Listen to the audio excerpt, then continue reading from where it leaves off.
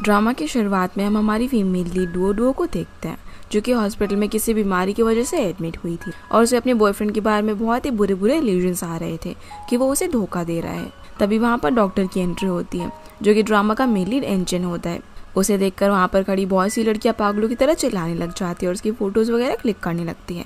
Engine Duo के पास जाकर कुछ ऐसा करता है जिससे कि उसके तो होश ही उड़ जाते हैं और वो बहुत ही कॉन्फिडेंटली उठकर बाहर आती है और कहती है कि वो उससे बहुत ही प्यार करती है, पर उसने हमेशा ये चाहा कि डुओ मर जाए।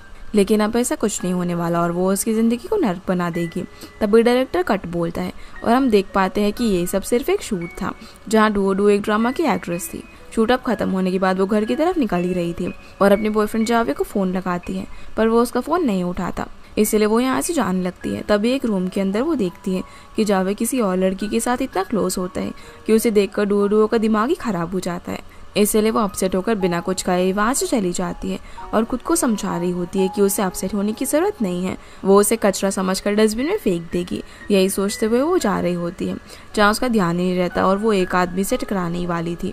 पर तभी एंजन वहाँ पर आकर उसे संभाल लेता है और यहाँ मोस्टली हर टिपिकल ड्रामा की तरह इन दोनों के बीच में एक्सीडेंटली एक किस हो जाती है। इसके बाद जब डुओ सो रही थी, तभी अचानक से उसकी नींद खुल जाती है। वो खुद को यहाँ अनजान घर में देखकर काफ़ी ज़्यादा हैरान होती है और जब उसकी नज़र किचन में एंजिन पर जाती है तो वो चोरी छुपके वहाँ से भागने लगती है। पर जैसे एंजिन उसे भागते हुए देखता है तो वो रुक जाती है और अपने आप को इतने बड़े स्टार के घर पर देखकर वो काफ़ी सरप्राइज थी। वो एंजिन से पूछती है कि आखिर उन दोनों के साथ कल क्या हुआ था, क्योंकि उसे इस बारे में कुछ भी याद नहीं था। तो एंजिन मुस्कुराने लगता है और इससे पहले कि वो कुछ बोल पाता डुओ को शर्म आ जाती है।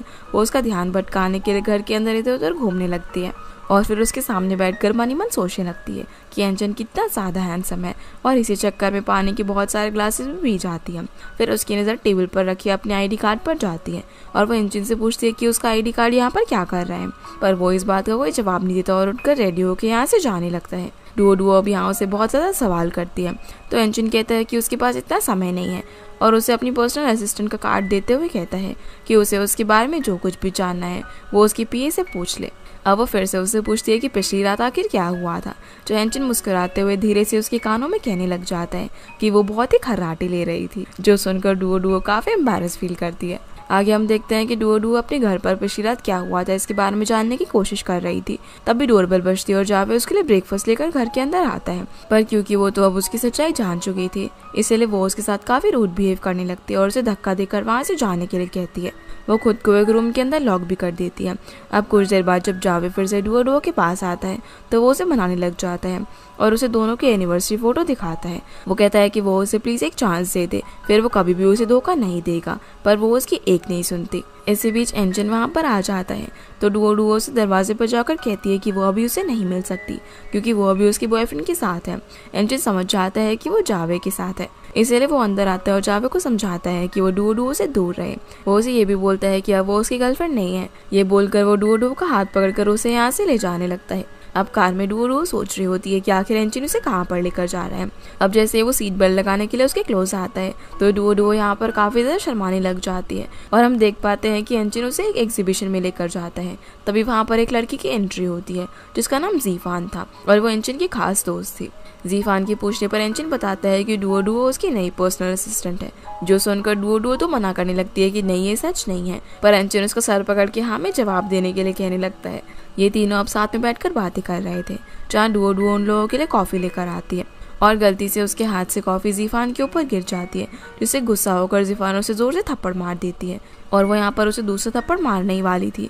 इतने में एंजन उसका हाथ रोक देता है और उसे सुनाकर सीधा डुओ को अपने घर लेकर चला जाता है, जहाँ उसे थप्पड़ के सदमे में डुओ ड्रिंक करके नशे में पागलों की तरह बातें करने लग जाती है, जिसे ऐसे देखकर एंजन भी हैरान हो जाता है। इसी बीच वो एंजन के क्लोज जाकर यहाँ पर उसे किस भी कर देती है। इसके बाद एंजन उसे ले जाकर बेड पर सुला देता है और उसे दोनों की चाइल्डहुड मेमोरीज याद आने लग जाती है कि कैसे वो तब भी एक साथ खुशी से रहा करते थे और दोनों ने एक दूसरे को एक ब्रेसलेट भी गिफ्ट किया था, जिसे एंजन ने आज भी पहन रखा था। ये सब सोचकर एंजन बोलता है कि फाइनली वो उसे मिल ही गई और डुओ के सर पर एक स्वीट सी किस करता है। असल में एंजन और डुओ एक दूसरे को बचपन से ही जानते थे और एंजन उसे बचपन से पसंद भी करता था, पर बचपन में ये लोग किसी रीजन की वजह से बिछड़ गए थे। फेमस होने के बाद एंजन ने डुओ को ढूंढ ही लिया और उसे जानबूझकर अपनी कॉन्ट्रैक्ट असिस्टेंट बना लेता है ताकि वो इसी बहाने उसके साथ टाइम स्पेंड कर सके और उससे अपना लव कन्फेस कर सके। अगली सुबह जब डुओ डुओ उठकर बाहर आती है तो देखती है कि एंचिन लैपटॉप में काम कर रहा था। अब उसकी हैंडसमनेस को देखकर वो तो पागल ही हो रही थी और अपने ख्यालों की दुनिया में खो जाती है। अब जब वो बाहर आती है तो देखती है कि वो एंचिन के हाथों पर कल किस किए जा रही थी, जो कि उसके लिए बहुत ज़्यादा एम्बैरेसिंग मोमेंट था। इसलिए वो वहाँ से जाने लगती है, पर इतने में एंचिन उसका हाथ पकड़कर उसे चेयर पर बैठा देता है और उसे काम समझाने लगता है, क्योंकि आज से एंचिन ने उसे अपनी असिस्टेंट बना दिया था। जिसके बाद हम जावे को एक बार में देखते हैं, जो कि अपनी फ्रेंड को बताता है कि उसे एंचिन बिल्कुल भी पसंद नहीं है, इसलिए वो उसे बदला लेना चाहता है, जिसके लिए वो अपनी फ्रेंड से मदद भी मांगता है।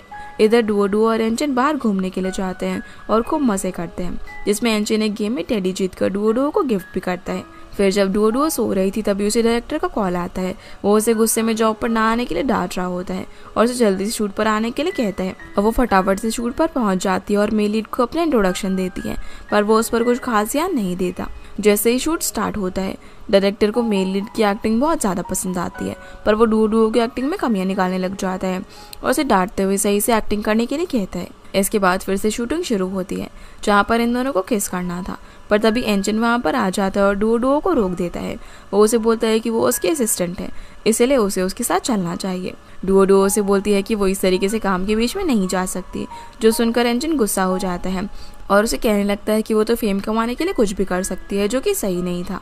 इसलिए उसकी बातों को सुनकर डुओ डुओ बहुत ज़्यादा हर्ट होती है और कहती है कि एंचिन को इतना हक किसने दिया कि वो उसे ये सब कहे, और दोनों के बीच में यहाँ पर काफ़ी बहस होने लग जाती है। एंचिन उसे बात करने के लिए अपने साथ जाने को बोलता है, पर डुओ डुओ उसे मना कर देती है। अगले सीन में डुओ डुओ बाथरूम में नहाने के लिए शावर चलाने की कोशिश करते हुए उन्हीं बातों को लेकर परेशान हो रही थी। दूसरी तरफ एंचिन भी ये सब सोचकर परेशान हो रहा था। फिर वो अपने नेक्स्ट शेड्यूल के लिए अपनी पीए लिंडा को फ़ोन करके वहाँ पर आने के लिए कहता है। फिर जब एंचिन बाहर खड़ा हुआ था तभी अचानक से उसके कुछ फैंस वहाँ पर आकर उसे चेयर अप करने लगती है, जिसे दूर खड़ी हुई डुओ डुओ देखकर सोचती है कि एंचिन ने कभी अपना लव कन्फेस नहीं किया और ना ही उसने कभी उसे कहा कि वो उसे पसंद करता है। क्या वो उसके लिए सिर्फ एक ओबीडियंट डॉल बनकर रह गई है? ये सब सोचकर उसके दिल बहुत ज़्यादा टूट जाता है और वो रोते हुए यहाँ से चली जाती है। आगे हम देखते हैं कि डुओ डुओ की एक फ्रेंड यून भी अपनी बॉयफ्रेंड हेलन की दिए हुए धोखे के गम में उसके सामने रो रही होती है। तभी डुओ डुओ के पास एंचिन का मैसेज आता है, जिसमें लिखा हुआ था कि वो कॉन्ट्रैक्ट के चार्ज लिंडा को दे दे, जिसके लिए वो उसे हाँ में रिप्लाई करती है। फिर वो अपनी दोस्त को शांत करने के लिए हेलन से ब्रेकअप करने के लिए कहती है और इतना कहकर यहाँ से चली जाती है। फिर रास्ते में एंचिन का कॉन्ट्रैक्ट हाथ से चले जाने की वजह से डुओ डुओ काफ़ी अपसेट भी होती है। तभी एकदम से उसका सर घूमने लगता है और वो बेहोश होकर सड़क पर ही गिर जाती है। जब उसे होश आता है तो उसके सामने एंचिन बैठा हुआ था और उसका ट्रीटमेंट कर रहा था। वो एंचिन से बात करने के लिए उठने लगती है, पर वो उसे रेस्ट करने के लिए कहता है और दोनों थोड़े से क्लोज आ जाते हैं, जिन्हें यहाँ पर क्लोज देखकर यून काफ़ी खुश होती है और बाहर से ही चली जाती है। डुओ डुओ इसे समझाने भी लगती है, लेकिन उससे पहले ही वो यहाँ से चली जाती है। फिर जब एंचिन डुओ डुओ के लिए मेडिसिन लेकर आता है, जिसे देखकर वो मन में सोचती है कि ये तो कुछ ज़्यादा ही ओवर केयरिंग हो रहा है। अब एंचिन उसे ब्लैंकेट से कवर करके बाहर सोफे पर सो जाता है, जहाँ कुछ देर के बाद डुओ डुओ उसके पास आती है और उसे सोते हुए देखकर बदला लेने के लिए लिपस्टिक से उसका फेस खराब कर देती है, और यहाँ पर इसी हालत में वो उसके साथ फोटोज भी क्लिक करती है। तभी एंचिन जाग जाता है और डुओ डुओ को टाइटली हग करके उसे सॉरी बोलते हुए कहता है कि अब से वो दोनों कभी नहीं लड़ेंगे और वो जो करना चाहती है कर सकती है, जो बात सुनकर उसे भी काफ़ी ज़्यादा खुशी होती है। अगले दिन जब एंचिन ऑफिस में होता है तभी एक लिंडा लॉयर को लेकर आती है। लॉयर एंचिन को कॉन्ट्रैक्ट के बारे में बताते हुए कहती है कि अब उनके पास जीतने का कोई भी चांस नहीं है। तभी वहाँ पर डुओ डुओ भी दौड़ते हुए आ जाती है और एंचिन के पूछने पर वो कहती है कि हाँ, उसी ने वो कॉन्ट्रैक्ट साइन किया था। ये बात जानकर एंचिन उस पर बहुत ज़्यादा गुस्सा होता है, क्योंकि उसे बिना सोचे समझे उस पर साइन कर दिया था। एंचिन बताता है कि वो एक डुअल कॉन्ट्रैक्ट है, जिसके लिए अब वो क्रिमिनली रिस्पॉन्सिबल है। डुओ डुओ कहती है कि उसी ने इस पर साइन किया था, इसीलिए उसके मुताबिक अब वो इसकी जिम्मेदार है। लॉयर कहती है कि ये कोई मजाक नहीं है और एंचिन का केस वहाँ से हैंडल करने से मना करके वहाँ से चली जाती है। तो डुओ डुओ एंचिन से कहती है कि वो इस सबको ठीक करने का कोई ना कोई रास्ता ज़रूर निकाल लेगी, पर एंचिन उस पर ध्यान तक नहीं देता और सारा काम लिंडा को हैंड ओवर करके वहाँ से चले जाने के लिए कह देता है। अब क्योंकि डुओ डुओ एंचिन की असिस्टेंट थी तो उसने गलती से कॉन्ट्रैक्ट पर स्टैंप लगा दिया था, जिसकी टर्म्स एंड कंडीशन उसने पूरी तरीके से नहीं पढ़ी थी, और डुओ डुओ की गलती की वजह से एंचिन इस सब चक्करों के बीच में फंस चुका था और उस पर केस हो गया था, क्योंकि उसने कॉन्ट्रैक्ट के किसी टर्म को ब्रीच किया था, जिससे अब उसका करियर भी खतरे में आ गया था। अब जब डुओ डुओ रोते हुए यहाँ से जा रही थी तभी रास्ते में उसे जावे मिल जाता है। वो उसे रोते हुए देखकर उसकी वजह पूछता है तो डुओ डुओ से सारी बातें बता देती है, और ये सब जानकर जावे एंचिन से लड़ने के लिए जाने लगता है, पर वो उसे रोकते हुए कहती है कि ये सब उसी की गलती है। इधर एंजिन बाहर आकर उन्हें फिर से साथ में देखकर जेलस होने लग जाता है।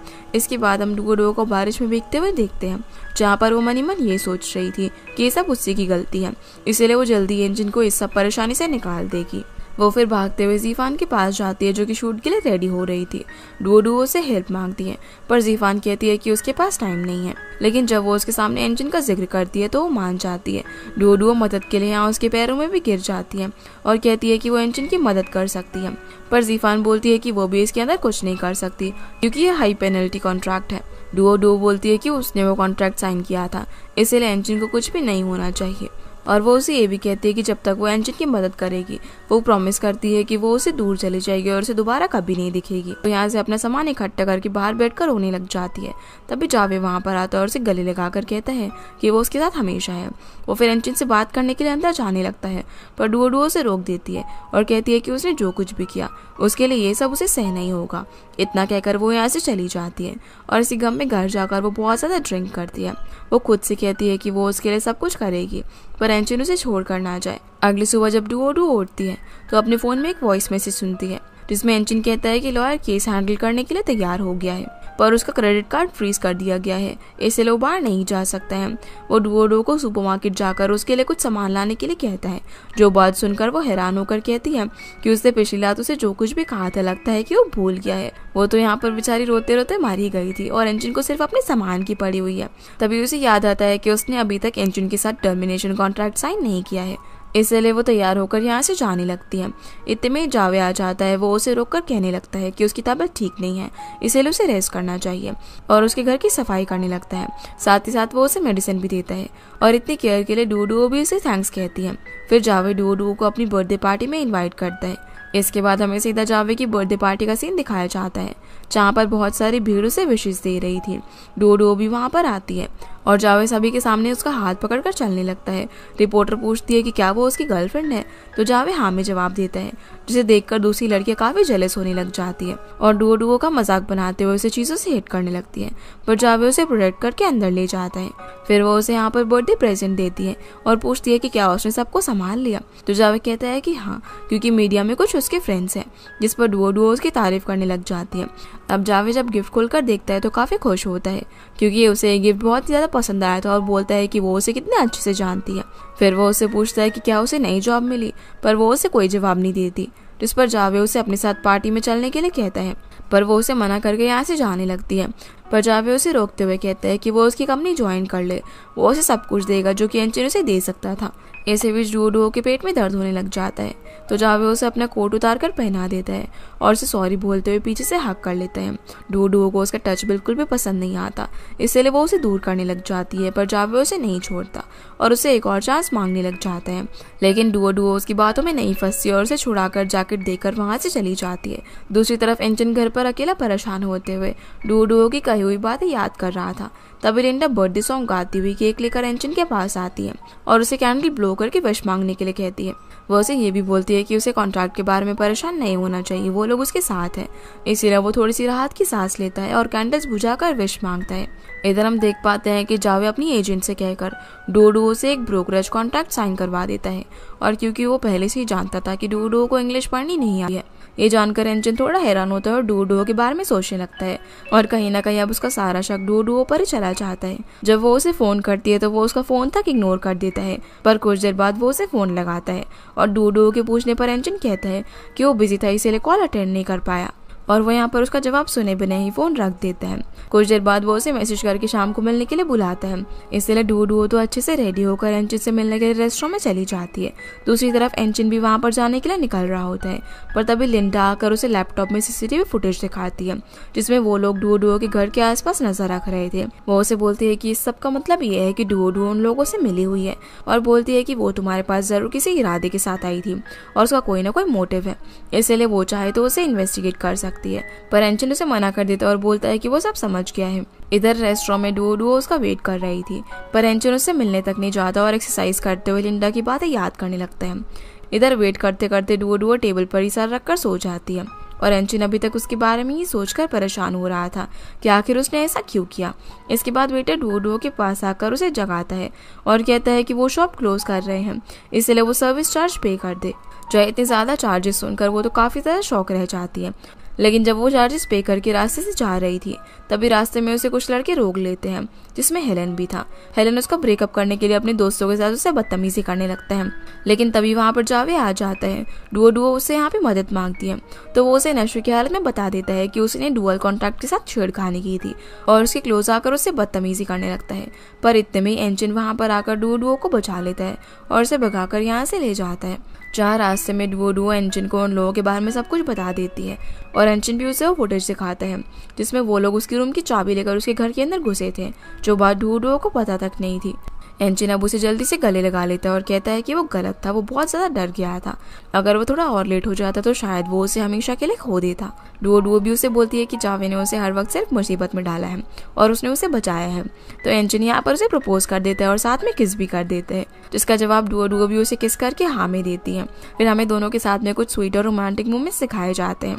अगली सीन में हम देखते हैं कि डुओ एक सॉन्ग लिख रही थी और साथ में गिटार भी बजा रही थी। तभी एंजिन वहाँ पर आकर उसका हाथ पकड़ लेता है तो वो उसे अपना लिखा हुआ सॉन्ग दिखाती है।